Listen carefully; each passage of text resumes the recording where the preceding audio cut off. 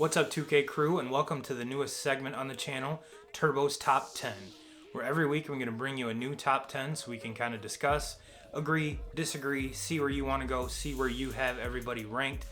But this is something I'm going to try to do every week to kind of, we have the big long podcast on the channel, we have the short little highlight show, but this is going to be even shorter so people can kind of consume whatever kind of content they want. So with that being said, let's get on to this week's Turbo's Top 10.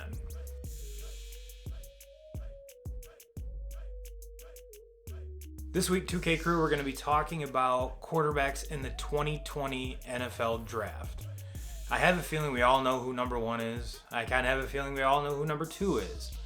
But who's 10, 8, 9, so forth and so on. So let's jump into this list and we'll see where your favorite quarterback lands. Number 10, Nate Staley out of Iowa.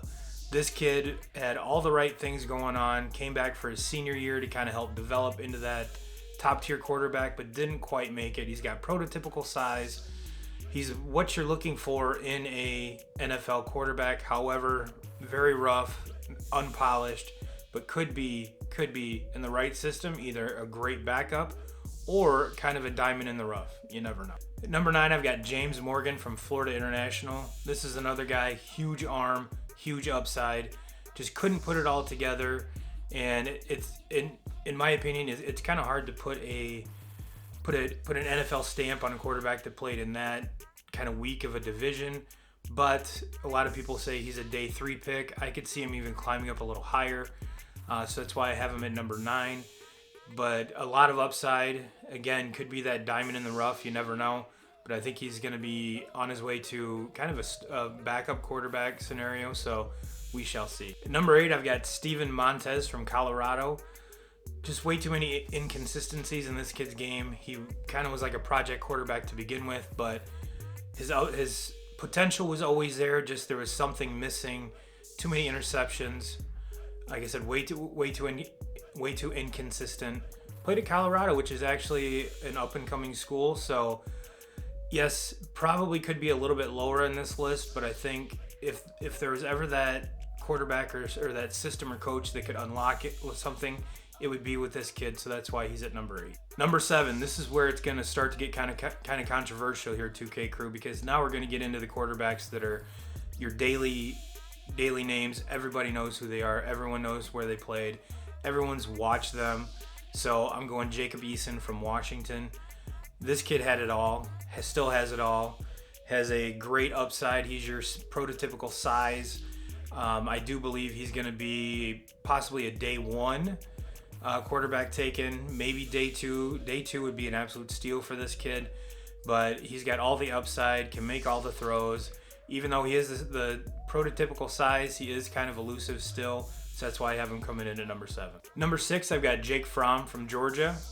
This pains me to say it because this was my preseason dark horse Heisman winner, but just kind of a lackluster season. Way too inconsistent to get him up in that top tier. However, the skills are there. The skill set's there. One could blame it on the youth of the receivers he was playing with at Georgia, but when you have a whole season and he did show some progression throughout the season, but not enough in my book to put him in the top 3, top 4. So that's why I got him at this pick right here. At number 5, I've got Jordan Love from Utah State. This kid is just on the cusp of being, day 1, in my opinion. Obviously, with the podcast, 2Ks took him a lot higher. I'm not sold that he's a day 1 pick, but you know as well as I do, when quarterbacks start flying off the shelf, everyone positions themselves to get a quarterback, maybe not their quarterback, but Jordan Love, it probably throws the best deep ball out of anyone in this draft class. It's just his vision. His vision isn't that tight. It's not where you want it to be as a polished prospect right now.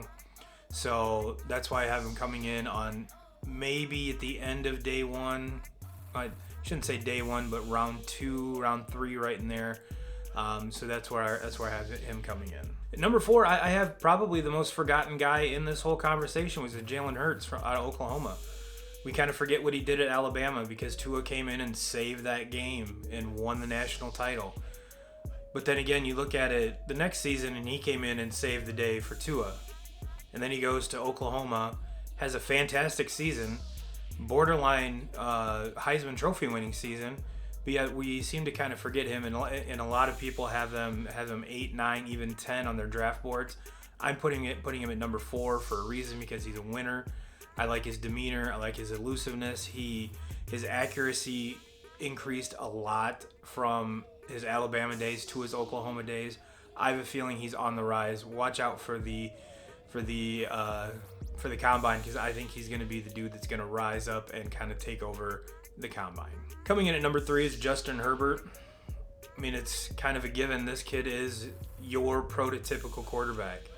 Coming out of Oregon, maybe not the best competition. The Pac-12 was down a little bit this year, but his tools, everything about this kid, you cannot deny the fact that he is an absolute gamer, can make all the throws, is actually kind of elusive for his size. Not saying he's Lamar Jackson elusive, but can run the ball when need to. Ran that offense at Oregon extremely well. He positioned himself really well to be, I think I had him going late in the first round.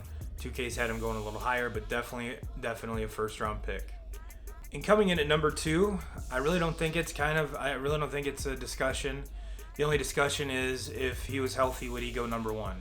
And there's still even kind of some him hawing around where he might actually go number 1, which I think is completely absurd right now. And that's Tua from Alabama.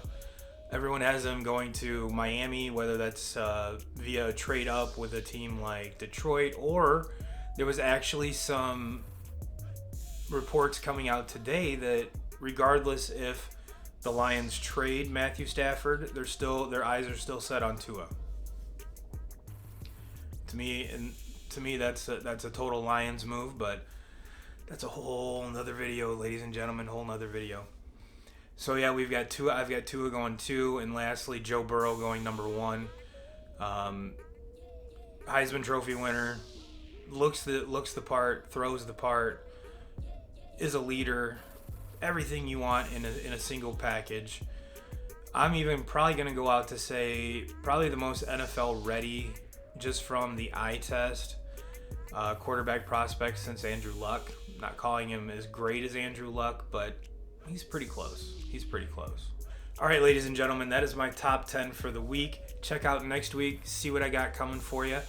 And while you're here, go ahead and subscribe, like, and comment, just so we can get, I want to see who your top 5, you can put your top 10 if you want to, but I want to see who your top 5 quarterbacks are in this draft.